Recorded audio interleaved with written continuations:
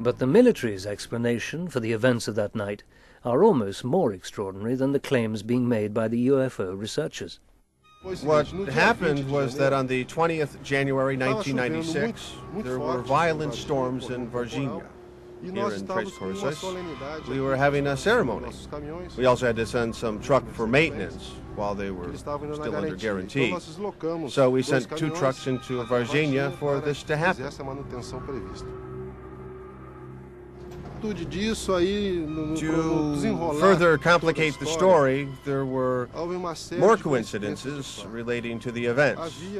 At the hospital in Varginha, there was an expectant dwarf couple, which coincided with Eza taking the creature in a truck to the hospital in Varginha. Well, the town was just going insane because everybody was on the streets, because many UFOs were sighted at that time. So people was just connecting one thing to another. The tide of panic in Varginha grew. Inevitably, the media quickly picked up the story.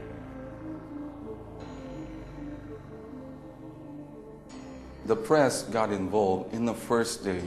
We have news in Brazil, 8 o'clock, and in that news, you could see the girls in the area, Jardim Andere district.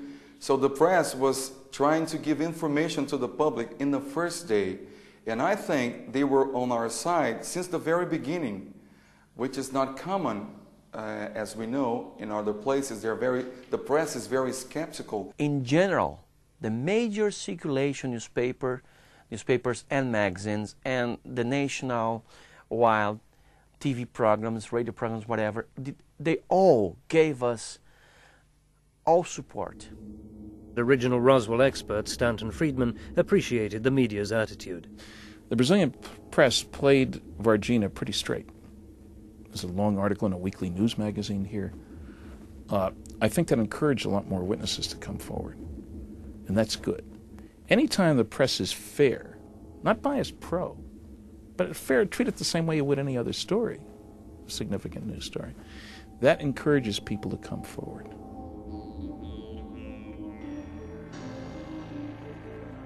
It didn't take the authorities long to clamp down on the favorable press coverage. The military held their own press conference.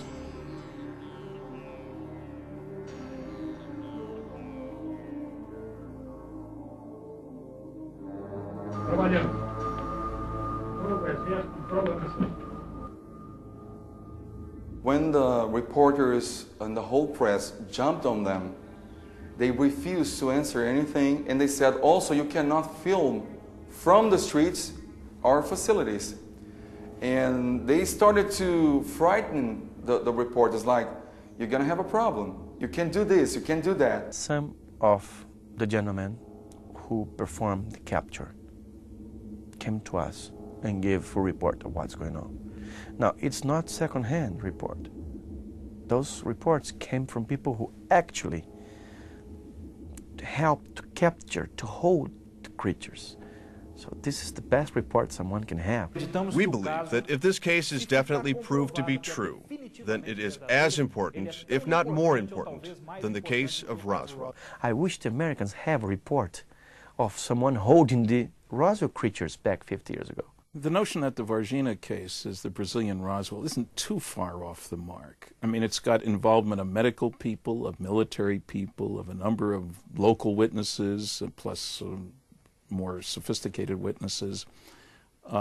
It seems to involve creatures and a crash and government interest and U.S. government involvement, too, as far as we can tell. On the other hand, there are a number of differences, too. Roswell, of course, I began the research roughly 20 years ago, so there's been plenty of time. A lot of other people have participated. The Roswell case had press coverage, short-lived. You got to find the right newspapers, evening papers for July 8th from Chicago West. That's a small category. We've been able to find a lot of the people with Roswell because it was a base yearbook, there were reunion groups. You know, it makes it a little easier.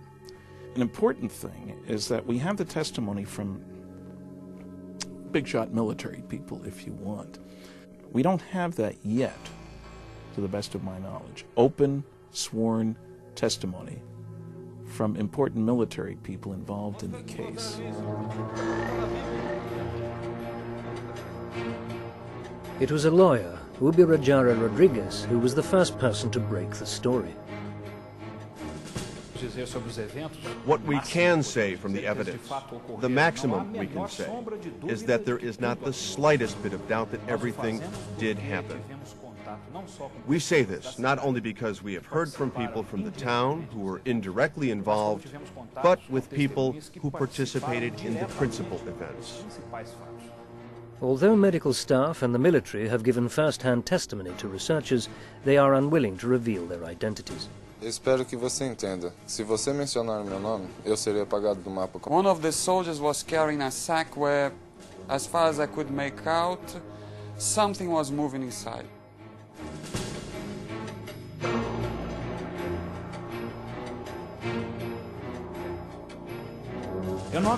I do not think that any of our principal witnesses are lying.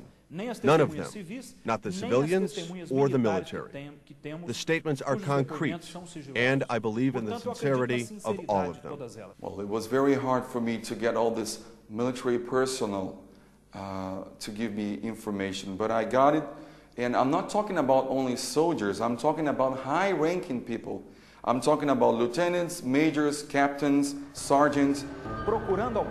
Many of the witnesses to the incidents were traced and told not to reveal any more information. Some of the military witnesses who were involved were threatened in a very serious manner by their superiors and told not to release any more information about the case to anyone, even if they did not know who they were giving information to. The military were threatened by their superior. Don't talk about this to anybody.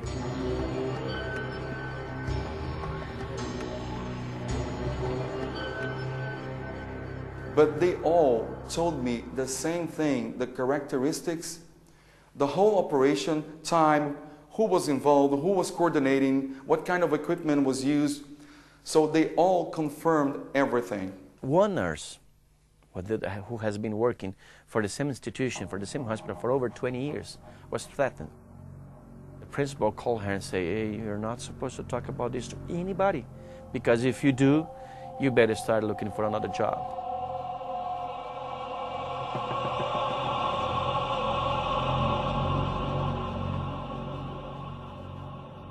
There are other differences that I'm curious about as much as anything. The description of the bodies connected with the Varginha case makes it sound much more like they were cargo than crew. They seem to be woozy, they didn't have any clothes, the little horns, the color of the skin and stuff. Their reactions did not imply particularly high intelligence. Now, who knows? Maybe this was a crew from a different place, and we don't know what their mental capabilities were or something like that. But you just don't get the feeling, looking at the drawings that have been made, the testimony of the witnesses, that we're dealing with particularly sophisticated aliens here.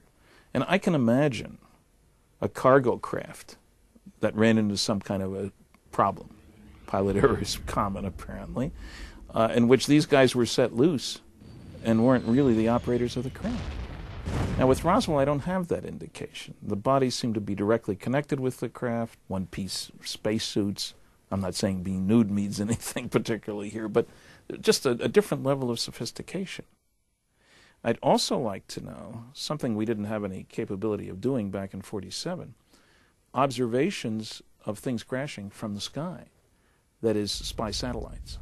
There's an awful lot of sophisticated equipment up there, looking for re-entry of an American satellite, of a Russian satellite, or a flying saucer.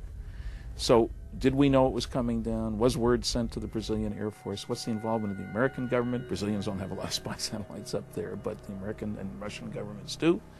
So, there's a larger picture here. I don't know of any previous cases where beings like this were seen before. Maybe this is a new step in what's going on. I don't know. So there are a lot of puzzles here. 3 months later, just when everyone was starting to calm down,